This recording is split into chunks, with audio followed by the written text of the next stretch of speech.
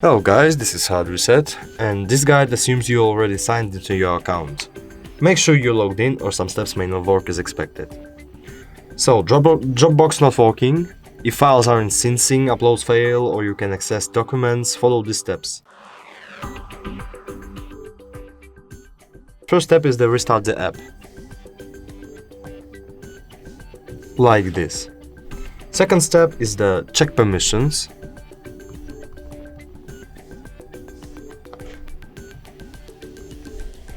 Allow some, if it's needed.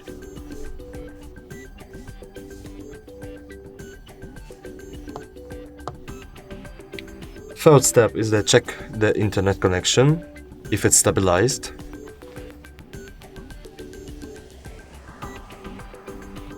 The fourth step is to reinstall the application. Uninstall and install. Just like that.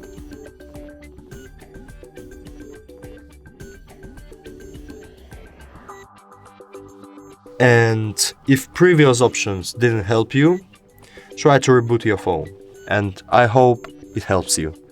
Thank you so much, thank you for watching, and see you in the next video.